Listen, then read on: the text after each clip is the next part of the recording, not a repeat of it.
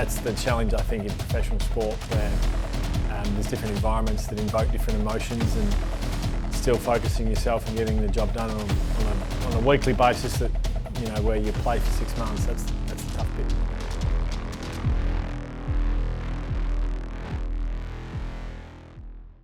I think first and foremost, post-win or post-loss, the challenge is that you remain as balanced as you possibly can. So regardless of whether you've won by 100 or lost, you keep that emotion reasonably level playing, and that's easier to say than to do, because it's not hard to be up on a Monday after you've won, but it can be tough sometimes when you lose, and you lose consistently, to remain upbeat. But I think that's what the real pros do. They understand that losing is a part of professional sport, and the best teams handle losing better than anyone else, and that's why they win often more than they lose. So that's one thing that we focus on. You can have your 24 hours to stew on the game, but once it's passed, it's about what you can control, which is next week's preparation.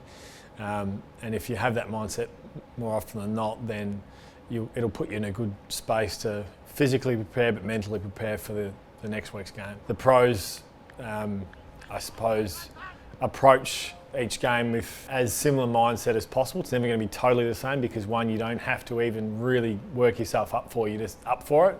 And then the other requires a little bit more concentration, but the games are still worth the same in terms of the points and what it means for the collective season. So like any organisation, the senior coach dictates the mood of any building. So that's first and foremost the number one. But then from then it's your senior leaders, and we've probably got 10 that have a vast amount of AFL experience. So those guys are setting the example in terms of the mood that they set, the mannerisms that they walk through the corridor with, and making sure that we're focusing on the important stuff and we're not getting locked down on the pieces that we can no longer control.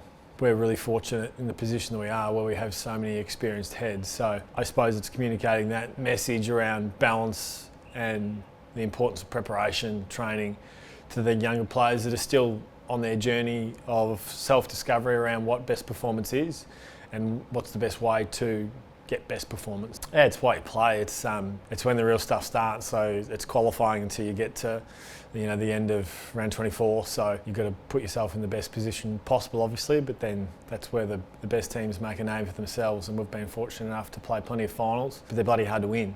So we acknowledge that as much as anything. So it's another opportunity for us, and it's been a unique season in a sense. There's no one that's really commanded the space of the best team in the competition, bar none. Everyone's had their ebbs and flows in terms of their form line. So we feel like our best footy is still ahead of us, and you've got to remain, pragmatic in a sense of where you're at, and it's a old school footy vernacular of 1 week at a time, but it's important at this time of the year. You don't get too far ahead of yourself, but we're quietly confident that our best is as good as anyone in the games.